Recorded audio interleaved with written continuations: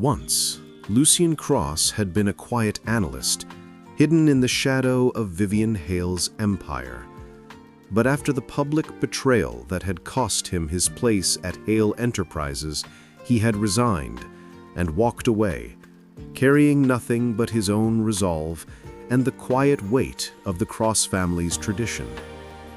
Months later, that same man had become a name whispered in boardrooms and markets, with equal measures of respect and dread. This was episode 13, the night when rivals drew their battle lines. The city's stock exchange opened to a subtle tremor. Shares tied to the Cross shipping network slid 5% before noon. In the Cross Tower, Adrian studied the real-time data with sharp eyes. It wasn't ordinary trading. Somebody had coordinated a short attack. Lucien, calm, scanned the graphs. Damien Voss. He was forcing investors to panic, trying to shake their logistics wing. Adrian's voice carried the weight of caution, and he had friends in the council. This wasn't merely an attack on the market, it was a test of Lucien's right to lead. Lucien touched the black onyx crescent at his ear. Then he said, "We would treat it like a trial." Across Heir did not retreat from the market, they faced it head-on. Across the city, Vivian Hale sat at the head of a tense board meeting in Hale Enterprises.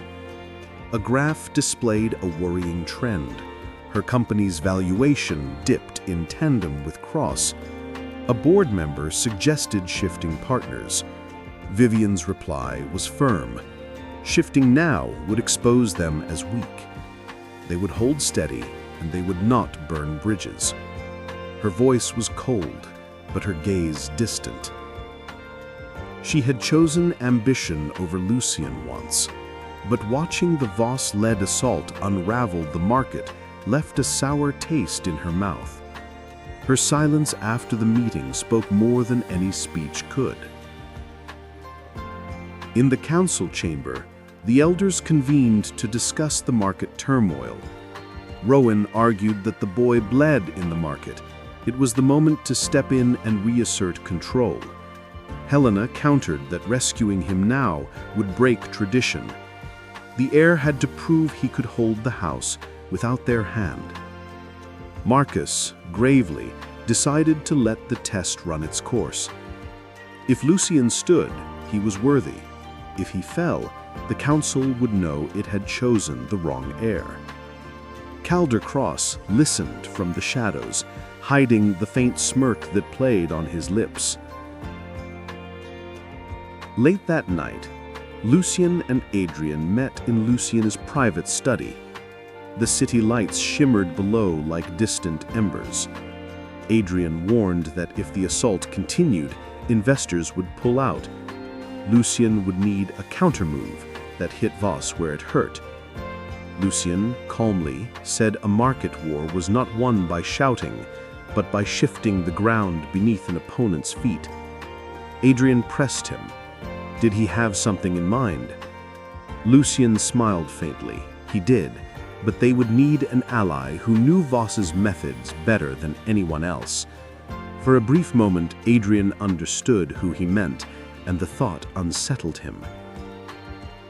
Vivian sat alone in her penthouse, staring at the skyline. A glass of untouched wine reflected her face back at her. The phone buzzed. Damien Voss.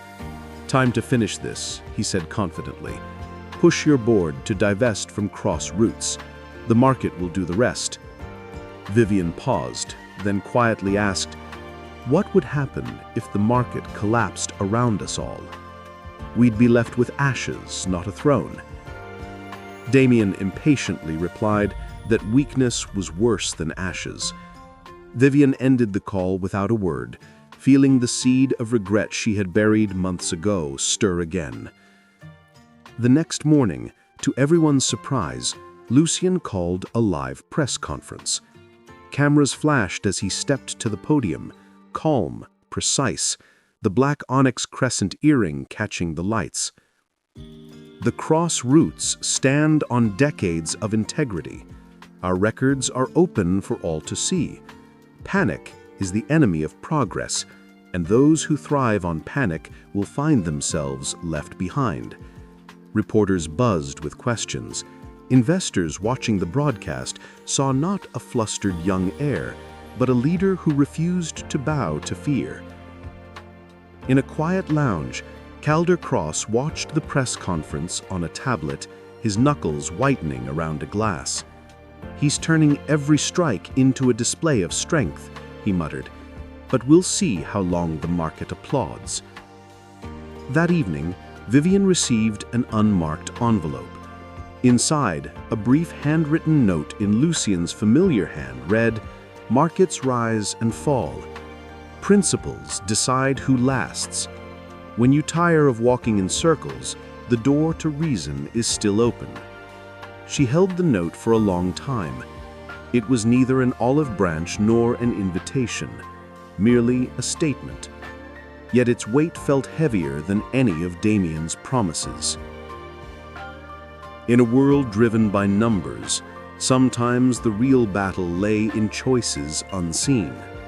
Lucien Cross had drawn his line in the sand, not against markets, but against the fear and ambition that sought to sway him. Vivian Hale stood at the edge of her own decision, torn between the path she had chosen and the one she had left behind.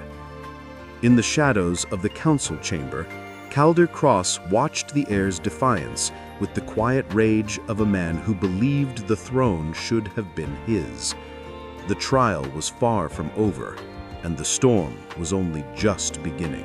Thank you for sharing this chapter with us at Velvet Chapters Brew. Comment, like, and subscribe to see where the next page takes us.